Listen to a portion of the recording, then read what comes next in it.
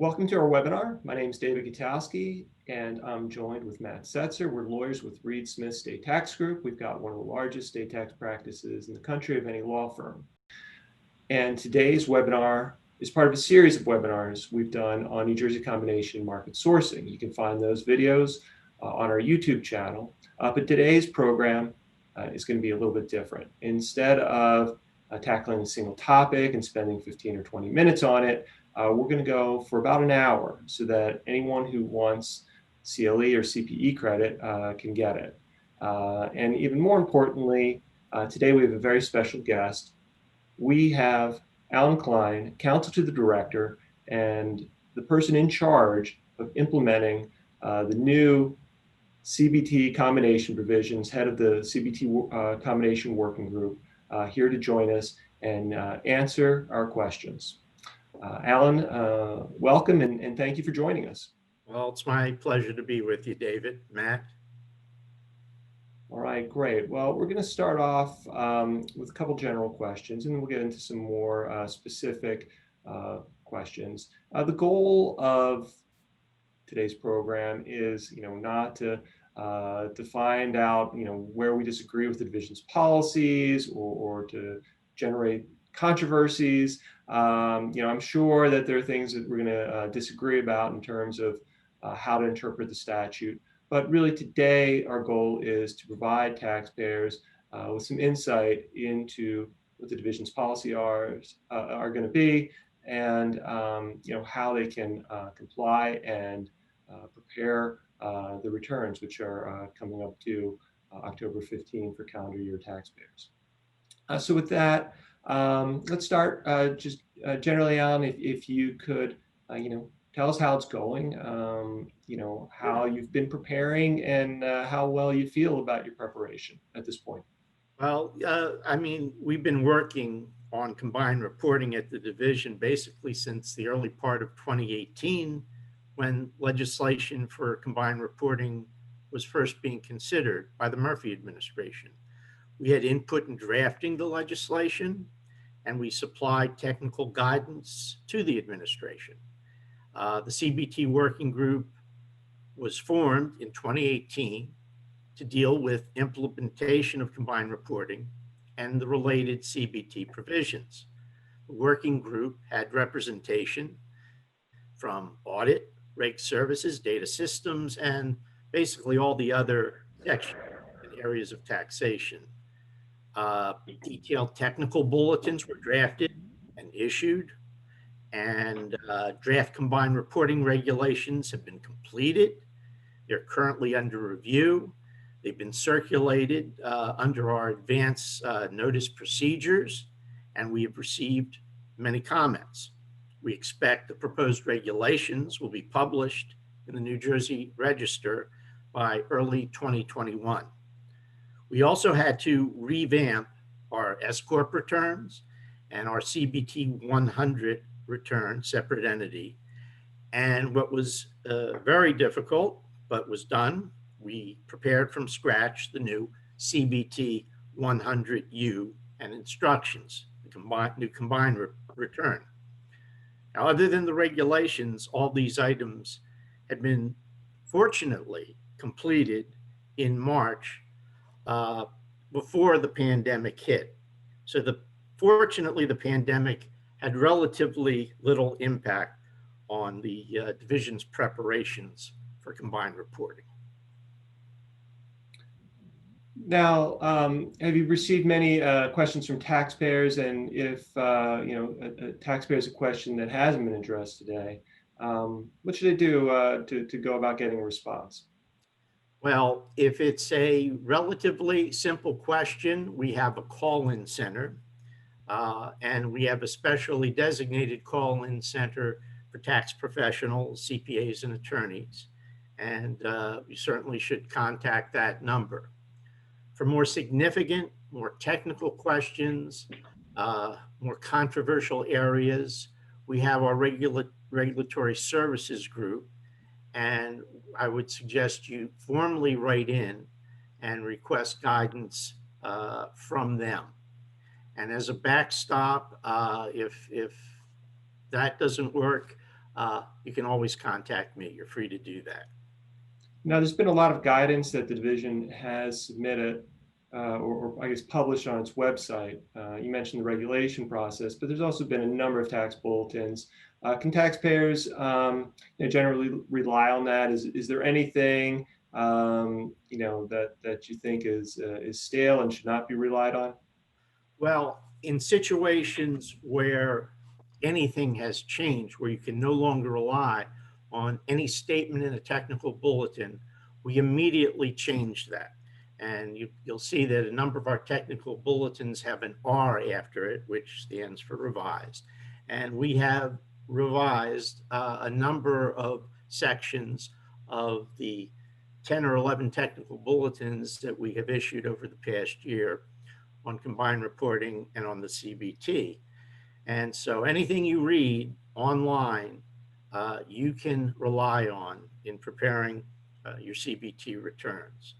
And there was one that just say, and one area where we completely revoked a technical bulletin was in the area of guilty and fitty, since the New Jersey Division of Taxation in the state of New Jersey substantially revised our position with respect to guilty and fitty. So technical bulletin 85 was removed, and a new technical bulletin 92 was put up on our website. Okay. Now, as full far disclosure. Oh, go ahead. Purposes of full disclosure, Alan, the division has also, in addition to putting the R after the revised technical bulletins, has actually added notes to the technical bulletins as well, just showing taxpayers what has actually changed for the technical bulletins. That's correct, right? That is correct. Okay. Now, as far as preparing the returns for calendar year taxpayers, the due date is still October 15? No, as a matter of fact, this webinar is very timely because on Friday on our website just went up. We extended the filing deadline from October 15th to November 16th, meaning no late filing penalties will apply if the CBT form is filed by November 16th, 2020. And we've done this not based on COVID, but because in 2017, the federal Form 1120 filing due date was changed. And in the past, the federal Form 1120 due date was always 30 days prior to the New Jersey CBT 100 due date. Now, both returns have the same filing due date, and many practitioners expressed concern about that. They'd rather complete their federal return before filing their New Jersey return, and we think that's very reasonable and understandable. So consequently, since 2018, New Jersey has extended the CBT filing due date by 30 days, and we are continuing that practice this year. And as far as penalties go, this first year, if taxpayers get it wrong, so to speak, or end up getting assessed by the division, how will the division treat underpayment penalties of taxpayers who reported their tax on time, but the division disagrees with position taken on that return? Well, if the underpayment is based on confusion or lack of familiarity, say with the new law, then no underpayment penalties will apply for the first year under combined reporting. Of course, this is a facts and circumstances kind of analysis by the division, but taxation will generally take a lenient approach to the application of penalties during the first year of combined reporting. Now, after the first year, again, would we continue that? Probably not. And after year one, we'll probably be stricter in our application of penalties and items relating to combined reporting in that manner. Now, what if you take a position and it's a couple of years before you end up getting audited, and you file that way, and it's year 3 before you get any sort of word from the division? that they disagree with your position? You know, would the waiver of penalties extend through the audit, or again, is that a case-by-case sort of thing? Well, it is case by case, but so you're asking if penalties generally would continue to be waived for subsequent tax periods that are part of maybe the same audit cycle? Is that Correct. That's right. okay? And again, this would involve the facts and circumstances analysis, but generally, again, I emphasize this, after the first full year of combined reporting, taxpayers and especially tax professionals should have a handle on the situation in the new law. Okay, fair enough. Okay, Matt, any other general questions before we get into the specifics? Sure. I think we just have a couple more items to tie up, Alan. And I think it was last year the division had issued guidance on the managerial member procedures for New Jersey. If taxpayers still have not registered a managerial member in New Jersey, and just to give a little bit of background, that managerial member is responsible for filing the group's combined return and making payments. Is there still a process available for taxpayers to do so? Well, especially since the no penalties will be applied until November 15th, they have now a good amount of time still left over, not just October 15th, to register their managerial member. And it's a relatively simple process. And we have to date 3,000 plus managerial members registered. Now, from time to time, there have been problems with this in the sense that some combined groups have registered the wrong managerial member under the law. Generally, it's the head of a combined group, as long as that head of the combined group has nexus with New Jersey. If not, then one of the members of the combined group with nexus is responsible for registering. And unfortunately, a few taxpayers didn't understand that distinction, and the wrong entity registered. In these situations, you can contact the division and we can correct the managerial member, the identity. We're making it so probably before October 15th, you can actually be able to go online and yourself change the managerial member registration and also provide certain things like addresses and some other information on the managerial member directly. You won't have to go through anybody at the division to get that corrected. And so again, that's something that's coming shortly, but until then, you're free to, again, call our taxpayer hotline, or again, you can contact me and I'll be happy to facilitate any process in that regard. Is there a way the taxpayers can get an accounting of the credits, payment credits that they may have on account for other members other than the managerial member, so that they can transfer those credits onto the same bucket for payment purposes?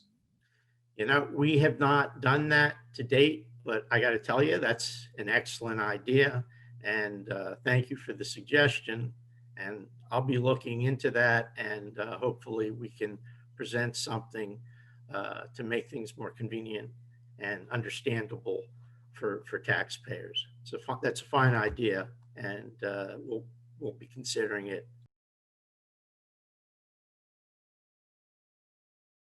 So we're going to now focus on some questions regarding market sourcing. New Jersey, at the same time, it adopted market sourcing for services, whereas previously there was a performance-based rule that applied in New Jersey. Yes. The regulation requires engaged in a trade or business and maintains a regular place of business. So you have those two requirements in the statute, in the regulations, and the and is has a meaning. So, right. So what that means is if your customer does not have a brick and mortar office, in the state of New Jersey, then any service receipts that you earn from that customer couldn't be sourced to New Jersey, couldn't be included in your numerator, even if they have employees that may work in New Jersey or live in New Jersey. There's going to be no benefit received because there's no brick and mortar office there. Well, I wouldn't say that. Okay. It was brick and mortar. The regulation specifically provides what sort of things have to be to make it apply, and the specific provision, which I have, I think, somewhere close by, that describes it.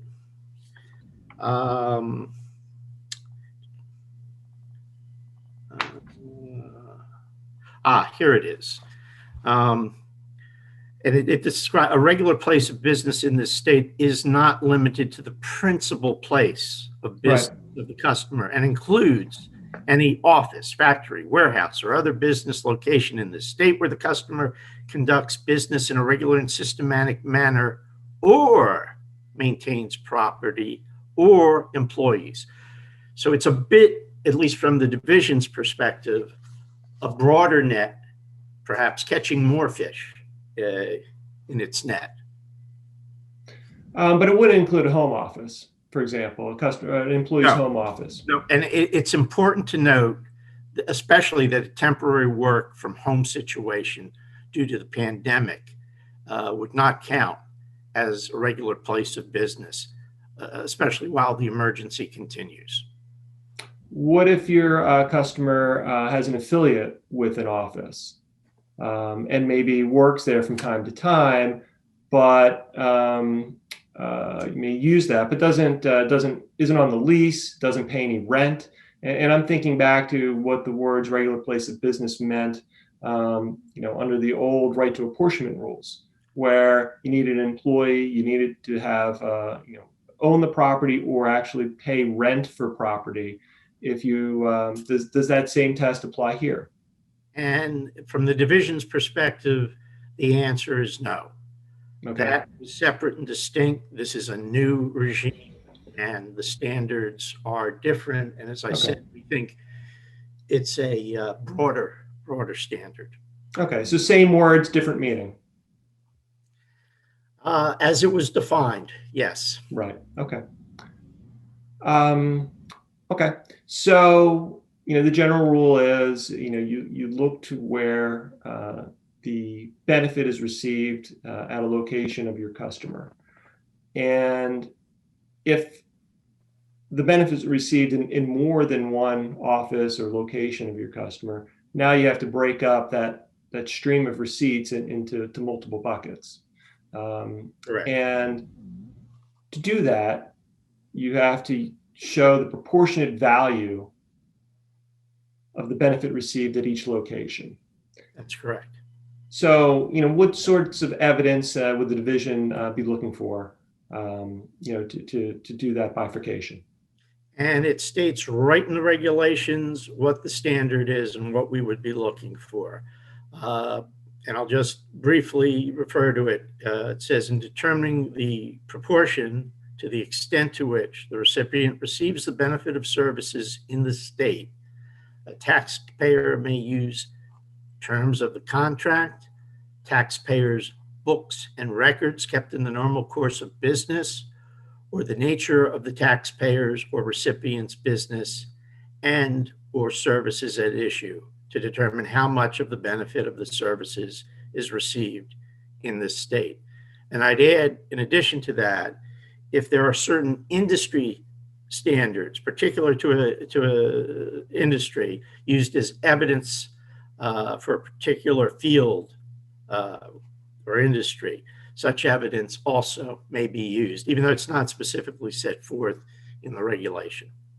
Okay. Now, we talked previously about what comes after that sentence or that clause you just read from the regulation. There's the word "or," some reasonable approximation. And the way I'd interpret this, the way I think Matt has interpreted it as well, would be essentially the taxpayer has a choice. If benefit is received in more than one location, you can either use books and records and that sort of documentation to come up with a proportionate value of benefit received at each location, or you can use some sort of reasonable approximation like census or some sort of third-party data to come up with your best guess.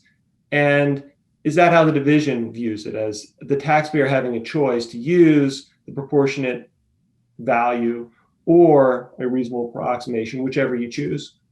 And I understand how you're reading it and you're construing it. Of course, we would like the best possible documentation possible. And in that regard, we have a little different construction of what may be used. We say taxpayers can use reasonable approximation under the regulations only when the other information available to the taxpayer does not provide the information necessary to determine how much of the benefit of the service is received in New Jersey. So, okay. So perhaps a little more narrow than how we were reading the statute or regulations. The division's policy will be a little more restrictive, perhaps. Yes. Okay. Matt, any additional questions we want to talk about regarding market sourcing? Yeah, I think we went through some of the general questions on market sourcing, and now, connecting market sourcing to some of the other rules in the state is something that, taxpayers might find helpful. So the first question there is, location and billing address are mentioned in the statute, but not so much in the regulations. Are those terms, location and billing address, are they still relevant for determining where the benefit is received? Well, as far as location and billing address, the answer to that is a very clear and definite. It might be. It all depends on facts and circumstances. In determining the sales fraction, for example, for the sales of services, the statute, I believe it's NJSA 54:10A-6B4, requires that if the location from which the services were ordered in the customer's regular course of operations cannot be determined, the benefit of the services deemed to be received at the customer's billing address. So in that circumstance, that's where the billing address would be relevant. As far as market sourcing connecting to some other rules that may no longer be in effect, one rule that a lot of taxpayers utilized for a long time was the 25-50-25 rule, sort of a cross between performance-based sourcing and market-based sourcing. With the division's new regulations, is the 25-50-25 rule still valid? The 25-50-25 allocation rule will not apply to tax years where market-based sourcing is in effect in New Jersey. Can I interject there a second, Alan? Sure. So the 25-50-25 rule essentially was when there was a double-weighted sales factor, you took one half of the sales factor and applied a performance-based test consistent with the statute. And then for the other half of the factor, sales factor, you would apply a market sourcing rule, that's not necessarily consistent with the statute, but deemed by the division to be more representative of the taxpayer's activity and where they are in the receipts. So now that we've switched to full-on market sourcing, wouldn't the converse apply as well? We've got market sourcing, and wouldn't it make sense in certain situations where there's a distortion, perhaps, to look to where the taxpayer's performance occurs, kind of the inverse of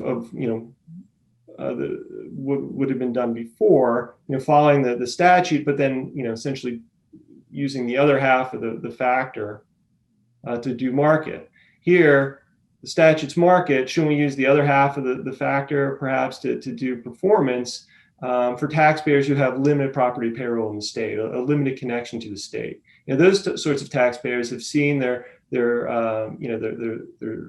apportionment factor go from nearly zero to probably close to 3 percentage points now. Right. isn't that per se distortive? And wouldn't this be a way to solve that distortion?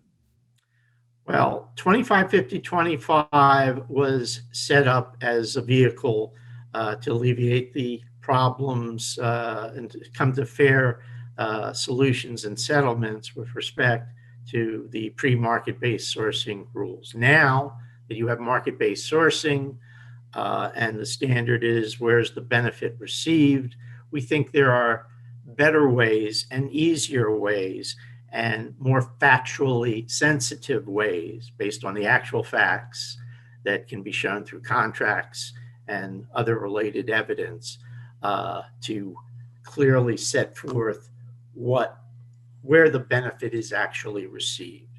Okay, so alternative apportionment may still be an option for taxpayers. That that hasn't gone away just because there's market sourcing. It just sounds like rather than having a bright line rule, it's depends on your specific facts and circumstances. That's fair to say. That's fair to say. Yes. And as far as analyzing distortion, now that we've got combination, can you have distortion at a member level, or do you look at the group as a whole in terms of whether there's a distortive effect or not? That's another facts and circumstances test, and it can be at the member level or the group level. And again, will be interesting to see what scenarios come in after the first batch of combined returns are filed in that regard. So it'll be interesting to see. But from our perspective, yeah, it could be at the member level or the group level, the distortion. Okay. And one thing you indicated as far as the change resulting in a significant increase, I guess, of tax liability for certain taxpayers, go from 0% maybe to 3%. And is that in and of itself distortive? And I'm sure people can argue that. But again, this is a new regime, market-based sourcing, and it's not a matter, the distortion, just the increase in tax liability in and of itself certainly is not a reason to get Section 8 relief. It certainly hurts the taxpayer, causes more pain, paying the increased tax, but is there true distortion just because of that? With that factor alone, the answer is probably no. But okay.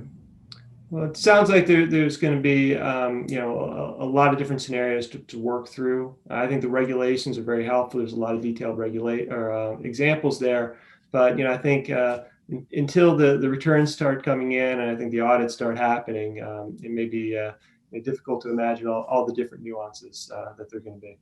It is difficult, and I'm sure we'll be surprised by some of the situations we see.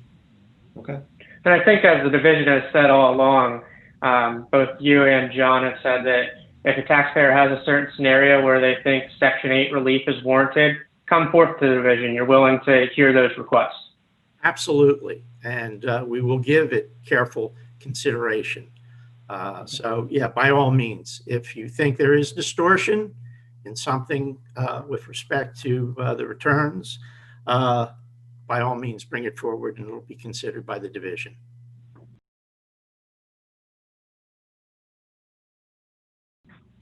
Okay, so now we're going to talk about some specific questions related to combination. And I think that the thing that's the biggest change, perhaps, is the extent of Nexus. Who is a taxable member for purposes of the combined group return? And I think under combination, there's going to be a host of new taxpayers that find themselves with a tax liability in New Jersey. And so, Alan, let me state what I understand the division's policy to be regarding Nexus. So my understanding of the division's policy is that if a taxpayer receives receipts derived from New Jersey sources, that is, they would be included in the numerator under New Jersey's regulations and statute. So if you're deriving receipts from New Jersey, if you are unitary with an affiliate that has Nexus with New Jersey and it exceeds solicitation, then that deriving receipts is going to trigger Nexus, make you a taxable member for purposes of that combined return. Is that a accurate summation of the division's policy? It is. The taxpayer will be a taxable member of the group in that situation. And I'd say based on our technical bulletin 86R and also 89R, the standard we have is it's one member of the group exceeds the protections of Public Law 86-272, then no members of the combined group may claim the Public Law 86-272 protection. And we realize, of course, that everyone does not wholly agree with this position.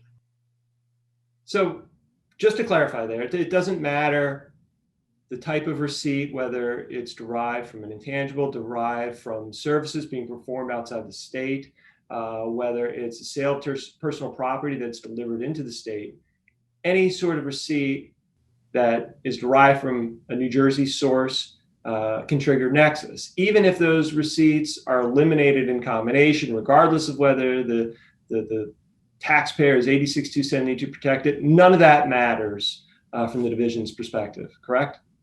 Matters perhaps in some respects, but as far as will the receipts, as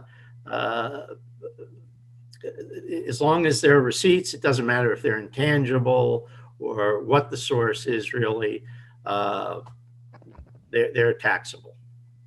Okay, got it. Now, so there's no longer and I guess maybe there never was, according to the division, physical presence. We don't care anymore. Is there any sort of factor presence type standard, like you need an X number of receipts in order to be a taxable member, or really, again, does it depend on whether you have a unitary affiliate, who's a taxable member?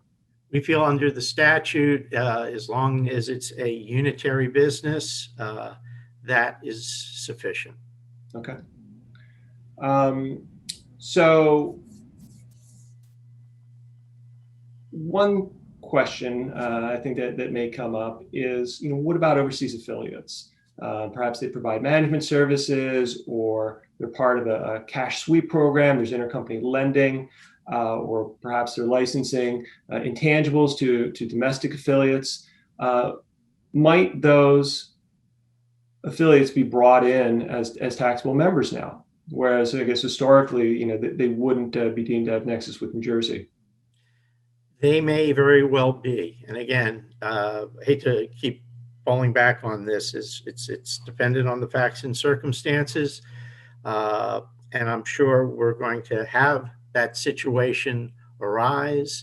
And once we get all the CBT 100Us filed and we start looking through them and auditing them, I'm sure the situation will arise. And at that point, we'll have to see if any distinctions are appropriate.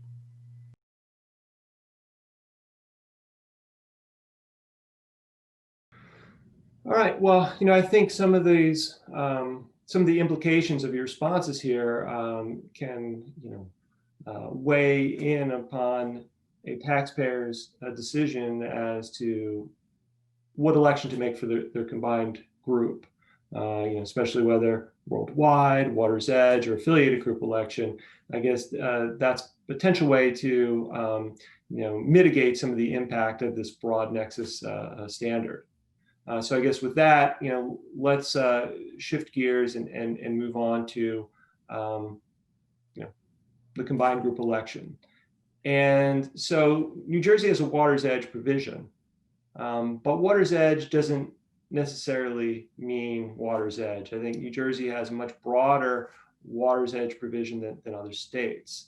And so I guess first, it's not just U.S. entities that get included in a Water's Edge group under the New Jersey statute, and that goes beyond 80/20 companies that are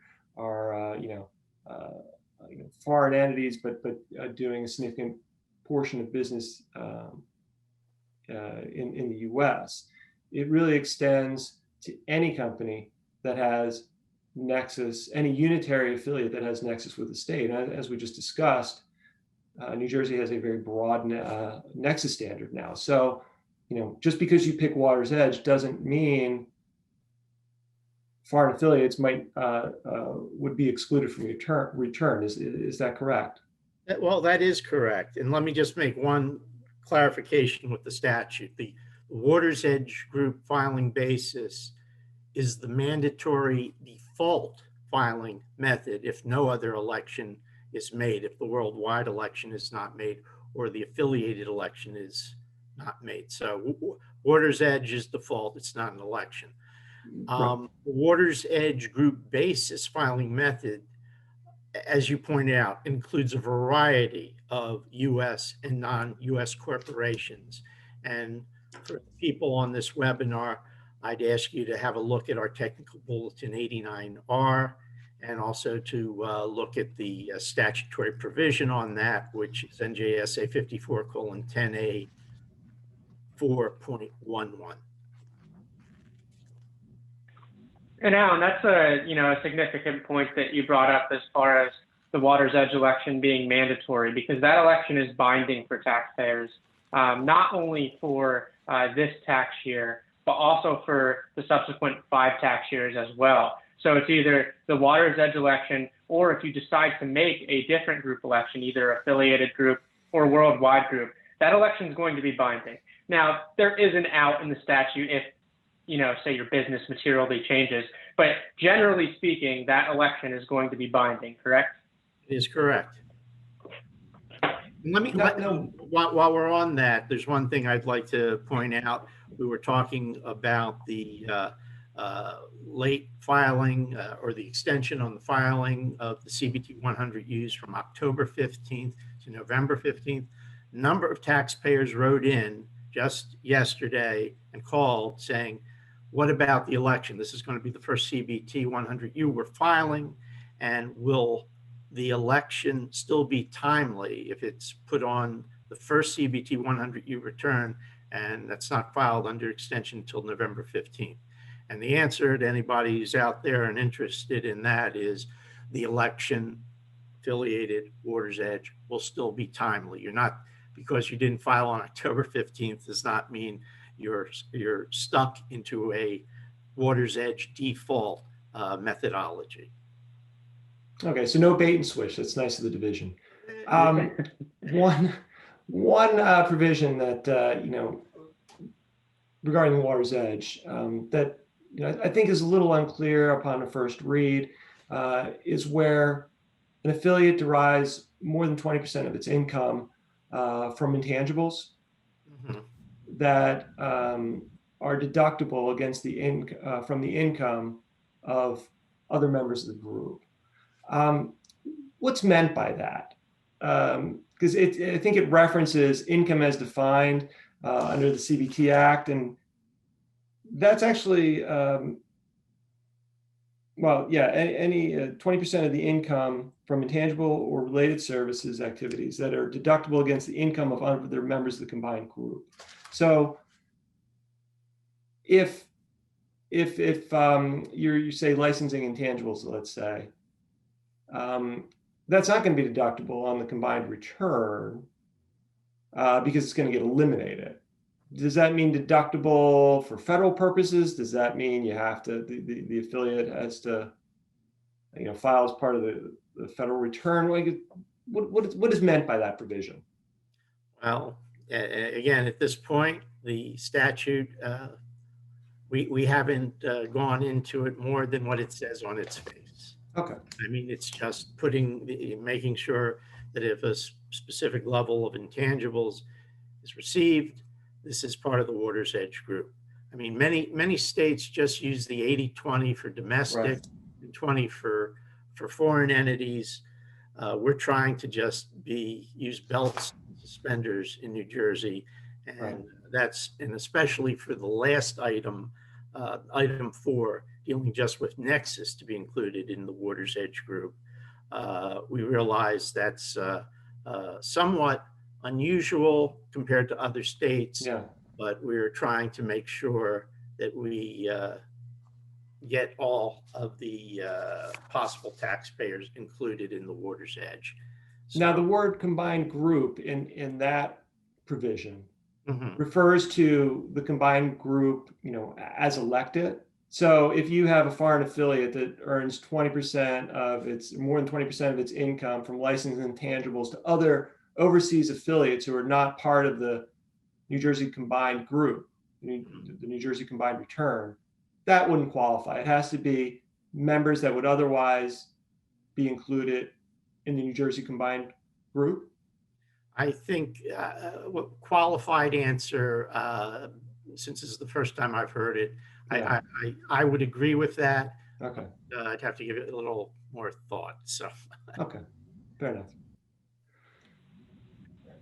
Taxpayers have any additional questions about the combined group filing methods? The division has certainly issued a technical bulletin on this issue. It's TB 89, which discusses in detail, the filing methods that a taxpayer can take, goes through the Water's Edge group, goes through all those statutory provisions that we just talked about as it relates to the Water's Edge group, and also discusses the worldwide and affiliated group elections as well. that's correct.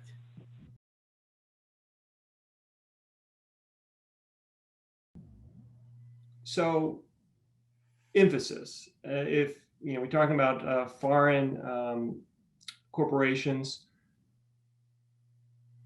the Infosys case involved a foreign corporation that was protected by a treaty from domestic tax. Didn't have to report any of its income on on its federal 1120F return. And the question was whether New Jersey is entitled to tax that income or not.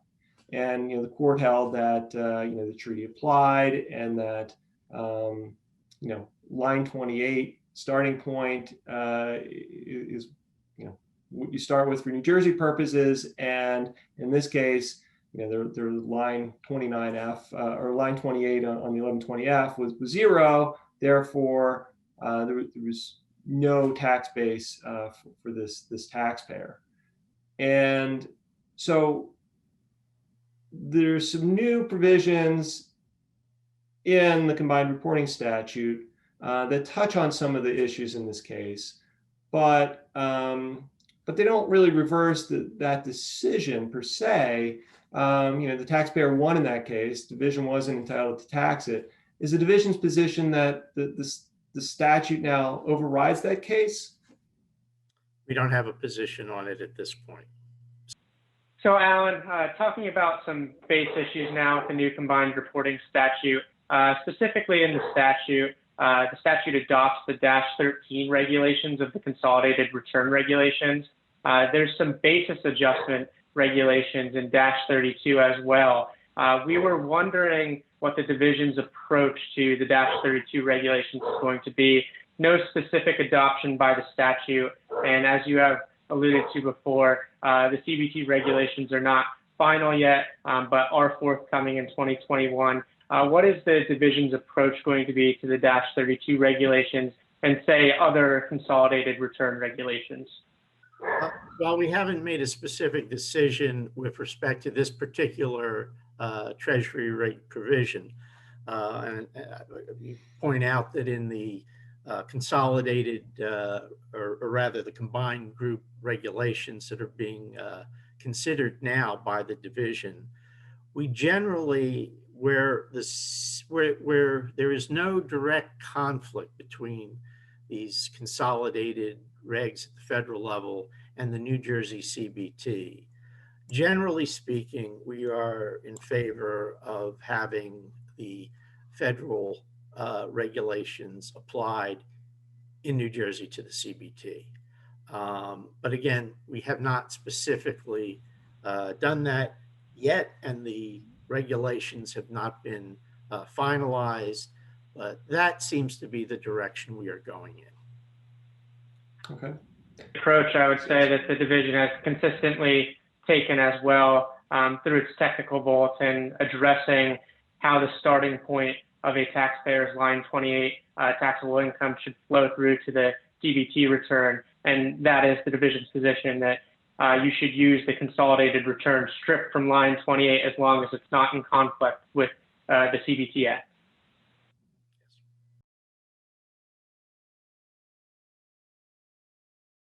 just some general questions first for you, Alan. I think, something that has been historic policy in New Jersey is that dividends received reduce NOL carryovers just based on the ordering statute. Is that still the rule after combination? Yes, definitely. I guess you're referring to the Ronson Corporation precedent, and that continues to apply. The historic NOL and DRD ordering rule preventing the DRD from increasing NOLs above ENI still applies with regard to non-member subsidiary dividends that are excluded pursuant to the DRD. And I think that that's an important point, non-member subsidiary dividends. So if a particular member of the combined group has a large NOL carry over, and there's going to be dividends that are received, let's say from a foreign subsidiary. If those dividends are included in the base, even if you would otherwise get a dividends received deduction, that's going to eat up your NOL carryover. So if you can get that that foreign affiliate in the combined group, the intercompany dividend will be eliminated in that way, and you can preserve your NOLs. So when you're making your choice regarding combined group, whether Water's Edge, worldwide group, affiliated group, something to keep in mind is, what does your NOL profile look like? What does your dividends profile look like? That could be one way to mitigate the impact of what I think is a very harsh NOL rule. Of course, that rule in 2018, the first version of the CBT law that was passed in July had changed the ordering rule and allowed NOLs, of course, to be carried forward, taking into account the DRD. And then once it was realized the significant revenue impact of that, it was changed in the October version of the CBT law. So yes, the ordering rule still is in effect.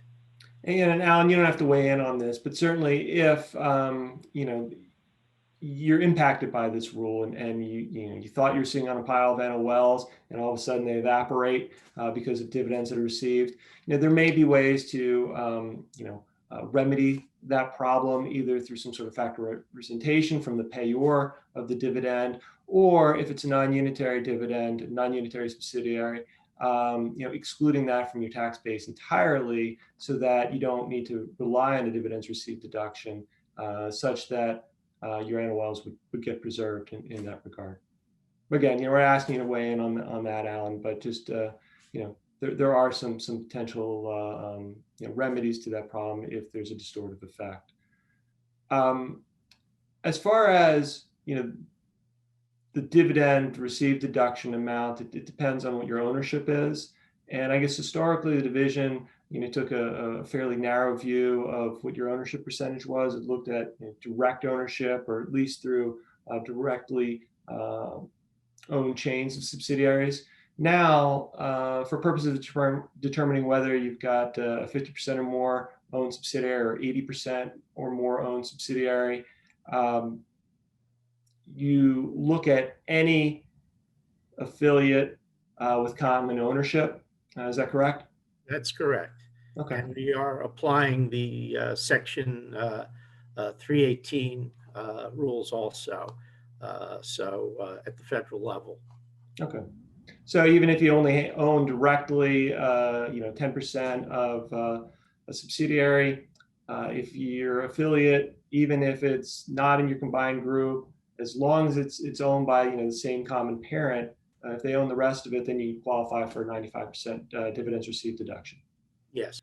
Okay. The next question about dividends, I think, is coming up for many taxpayers, and the question is this: if a taxpayer simply follows the current forms that the division has on Schedule R, some taxpayers are finding that dividends are included in the base, but they're not getting a dividends received deduction to offset that income. And by way of example, suppose you've got a member who's not taxable in New Jersey, has no nexus, but it's part of the combined group, and it receives a $1 billion dividend. That $1 billion is going to go into the tax base, and the combined group base is going to include that dividend, and then it's going to get apportioned to each taxable member based on the New Jersey apportionment percentage. So let's suppose you've got a taxable member that's got a 10% New Jersey apportionment fraction, and so that $1 billion dividend goes in the group income, and that taxable member is in effect going to have $100 million sourced to New Jersey out of that $1 billion dividend. And the question in is, that extreme example, that would be wholly appropriate for Section 8 relief, and I would imagine the taxpayer would come in for that. The question is, how significant is this problem, and will we see it on a large scale? And we don't know yet, but our inclination is, and from what practitioners are telling us, that's a problem that we're going to have to deal with. Okay, but the way the division's policy is currently on the Schedule R, line 1 on that form, when you list out the columns for each taxable member, and you're computing the dividends received deduction, you only, under the form, get a dividends received deduction if you are a taxable member who actually received the dividend. That's correct. Okay. Now, I said we wouldn't get any sort of controversies here, but we certainly disagree with that position. Our view is that under the plain language of the statute,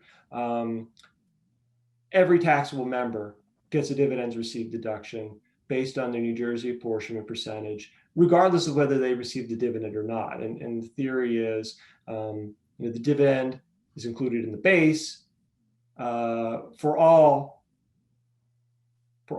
taxable members, regardless of whether they receive the dividend directly or not. Therefore, the only way to apply the dividends received deduction is for every taxable member to get a portion of the dividends received deduction, so that if you add up the total dividends received deduction of all taxable members, it's going to add up to the 95% dividends received deduction that's provided for in the statute. Again, we think that follows from the plain language. We understand the division is still developing a policy on that, perhaps.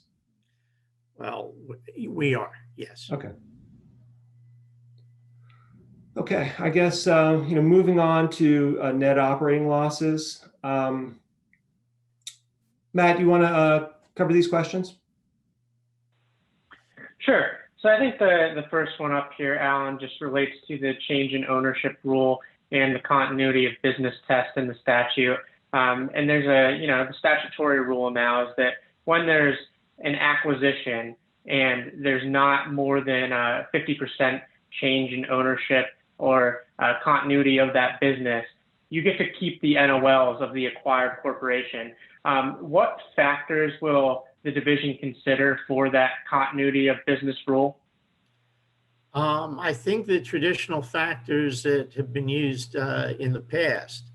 I don't see any change in that perspective. So when you're looking at the continuity of business, you're looking at that particular member that has the loss. As it can be acquired by a combined group that conducts a lot of other sorts of activities, but as long as that business continues in the entity with the loss, it's okay. That's what we're doing. That's the way we're treating it. Yes. Okay.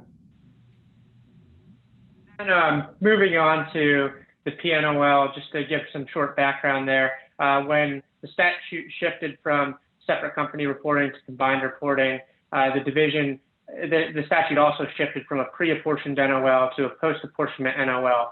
So the division and the legislature, quite frankly, had to decide what to do with those pre-apportioned NOLs. The remedy for that was allowing 2 NOLs when combined reporting kicks into effect. One is called your prior net operating loss conversion carryover, basically a conversion that takes effect of all your pre-apportioned NOLs, and you do a computation to calculate that into a post-apportionment NOL. And then you also get your combined group NOL. For PNOL purposes, there's some interesting scenarios that may come up. One is posed here on the slide. For example, what if, the base year for calculating your PNOL, converting that pre-apportioned NOL to a post-apportionment NOL is 2018 for calendar year taxpayers. What if your base year apportionment is much different than the apportionment that the taxpayer had in, say, the year that the loss was generated? Is that a proper scenario for Section 8 relief as well? If there's dramatic difference in the apportionment percentage, certainly it could be considered as a basis for coming forth for Section 8 relief. Yes. Yes. And then just one final question here. What is the division's position on offsetting GILTI income with NOLs? Our position basically is that the taxpayer can use their PNOLs and their NOL carryovers against the net GILTI income to the extent that the net GILTI is in the allocated entire net income before net operating loss deductions and dividend exclusions of the taxpayer.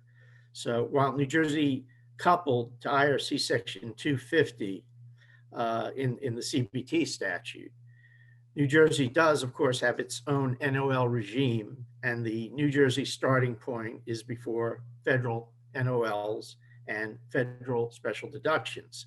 And therefore, the federal deduction limitations governing the interaction of IRC Section 172 and IRC 250 don't apply. Moving on from that, we have a couple questions about tax credits.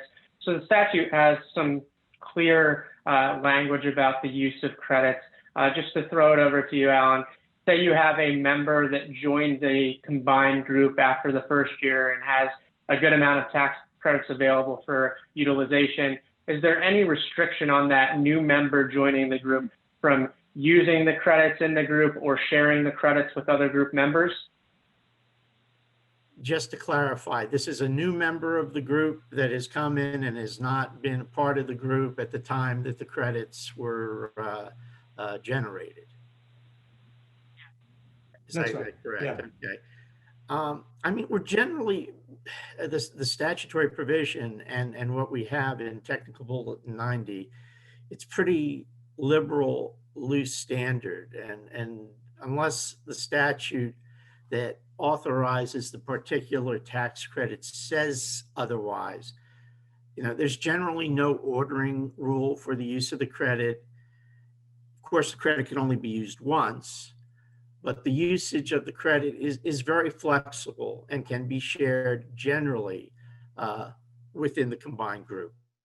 Now, what if you have credits that are expiring, have a different expiration period than other credits? You said there's no ordering rule. Does that mean, taxpayers can apply the credits that are expiring the soonest? I mean, normally, of course, taxpayers would apply the credits before they expire and would want to do that. So, I mean, that would be significant, would be important. Yeah, but I guess historically there was a specific ordering rule provided by regulation where, regardless of what the expiration date is of your credit, you would apply them in a specific order. Now the rule is taxpayers can choose to apply credits in the order that they wish, such that they can apply a credit with a short carryover period. You know what? I better take that back. Okay. I'm sorry. Well, the statute provides that as opposed to the old rule, which was each credit kind of listed the ordering provisions, and then there was some confusion about which get applied before which, and then the regulation laid out in specific detail what the ordering rule was. The current statute under combination provides the director with discretion to set the ordering. Right, right. And as far as I can tell, that discretion hasn't been applied yet. Hasn't been acted upon at this point. That's correct. Okay. So I apologize. Yes. Yeah, no. Any hints you can give us as to what order the credits may be applied in? We have not decided that Okay. yet. So Well, I think taxpayers would prefer, obviously, to have the credits with the short carryover be applicable first, or the ones that are expiring soonest to be applied first. of course. And we have, go ahead. Yeah, no, I guess the last question involves, speaking of credits with no expiration date, is the AMA credit. And I think taxpayers who generated AMA credits, didn't think they were going to use them, now suddenly find that these historical credits that never expired, have some real cash tax value. But there's a unique provision of the statute dealing specifically with the AMA that we're hoping you could shed some light on. It provides that taxpayers can apply their AMA credits against the impact of combination on their deferred tax assets. Now, the way we interpreted that to mean is that it's essentially converting the AMA credit to a refundable credit. Is that correct? I'm sorry, on that issue, I'm not in a position to answer that. So Okay.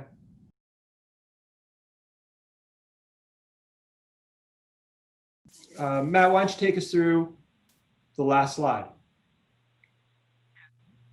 This is a pretty straightforward situation. There's, some special industry considerations for those taxpayers that are in a special industry group that we just wanted to go over quickly with the division. Alan, there's one sourcing provision for transportation by freight, and that involves either by air or ground. The numerator consists of revenue ton miles. I just wanted to get your thoughts on the division's approach to that sourcing methodology. Will further guidance be issued on that? yes, further guidance is expected to be issued by 2021. We're working on that specific industry freight source right now.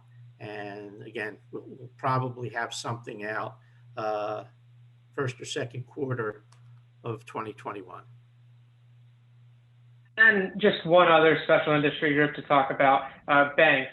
Banks that are joining combined groups. I know the division has issued a technical bulletin about this already, but just so any banks that may not be aware of that information know that the division has an approach based on the statute and the technical bulletin as to how banks should comply with combined reporting. And that's correct. And we deal with the old process, of course, was that the banks have to report the prior year's income. And what we're doing now is trying to get them up to speed with the combined group. They'll be filing on the prior year's taxable income. They'll do a short period return, and then they'll join and file the combined group return. And quite frankly, that was negotiated with the banks in the area, and we're very happy. They were generally very happy with the technical bulletin that came out on that. And we have not had any problems with respect to this change of the banks from separate entity status to combined. So that's a very favorable result. And really, just to summarize, the issue there for calendar year taxpayers is that, historically banks, calendar year banks would have reported their 2019 tax year based on 2018 income. That's how they would have filed the 2019 year. but for purposes of combined reporting, so banks can join the combined group, they will still report their 2018 income, and then they will file as part of the combined group reporting their 2019 income. So 2 returns for banks, one separate reporting that 2018 income, and then one joining the combined group. Correct. Okay. Well, those are all the questions that we had. We'd received some from, taxpayers. We incorporated those into the mix. If a question that you had was not addressed in this program, feel free to shoot us a note, and we can respond with an appropriate answer. And if you haven't downloaded a copy of a New Jersey Tax Reform Survival Guide, we encourage you to do so. And then finally, I'd just like to thank Alan Kline and the Division of Taxation, for participating in this program. Alan, is there anything else you'd like to remind taxpayers of or communicate them now while you have the chance? Well, again, David and Matt, thank you for having me. It was a real pleasure. The one thing I want to emphasize to all tax professionals with clients, combined groups, you need to register your managerial member with the division. And while we have had roughly 3,000 managerial members registered to date, we are certain that there are many, many groups out there in hundreds, perhaps even 1,000 or more, who have not yet registered. And perhaps their attention to registering is tied into when they need to file their extended return, October 15th, which now is November 15th. So therefore, I just want to encourage everybody to register as soon as they can. If they're listening to this and they get off this webinar, please go to the taxation website and make sure that your client registers the managerial member. And if you have any questions about the process, there's information on taxation website. And as always, you can call the division and can call me if you have any difficulties with registration. So November 16th is the deadline. That's not going to be extended. That's the drop dead deadline, right? Barring something completely unforeseen, that's the hard deadline. Yes. Okay. Well, again, thanks a lot, Alan, and thank you to everyone for joining us.